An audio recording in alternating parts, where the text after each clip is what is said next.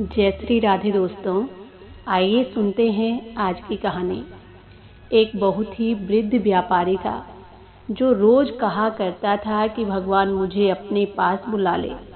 मेरी इच्छा है कि अब तो मैं भगवान के पास चला जाऊं और अब मेरी जीने की कोई इच्छा नहीं है। हमेशा यही कहता रहता। एक दिन भगवान का दूत आया और कहने लगा कि चलिए, आपको भगवान ने बुलाया है। और ये सुनकर उस बूढ़े व्यक्ति को बड़ा आश्चर्य हुआ, क्योंकि वो तो अन्य लोगों की तरह देखा देखी में ये सब कहा करता था। सच में उसकी मरने की कोई इच्छा नहीं थी। वो सच में भगवान को याद नहीं करता था।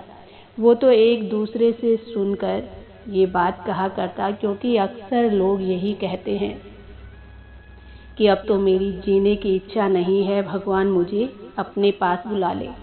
बस यही सब सुनकर वो बूढ़ा व्यक्ति भी इसी बात को कहता रहता। और अब भगवान के दूत को देखकर वो बूढ़ा व्यक्ति जो था बड़ी दुविधा में आ गया। तभी उसने एक बहाना बनाया।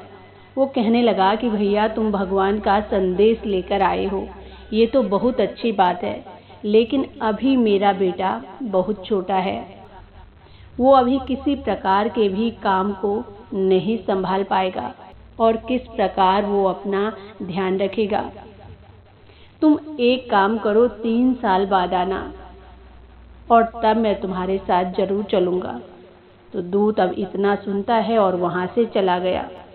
धीरे धीरे समय व्यतीत होता गया और तीसरे साल वो फिर से आया। व्यापारी ने अभी भी बहाना बना दिया।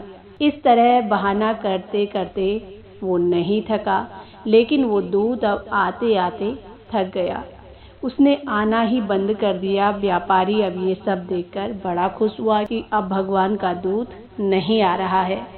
व्यापारी का शरीर भी अब दिन प्रतिदिन कमजोर होता गया, लेकिन घर बार और संसार से उसका मोह जो था वो खत्म नहीं हुआ। और उसका जो मोह था वो भगवान के पास जाने से उसे रोक रहा था।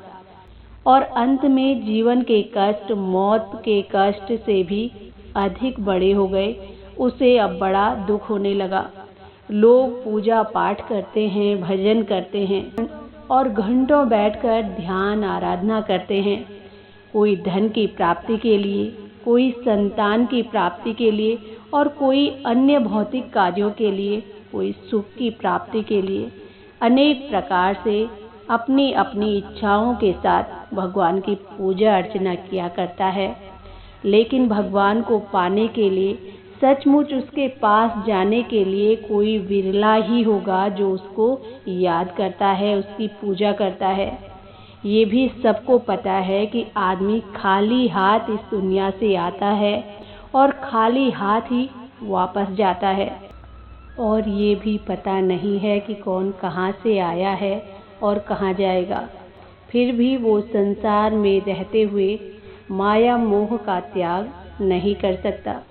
इसका त्याग किए बिना उसे परमात्मा कैसे मिल सकता है।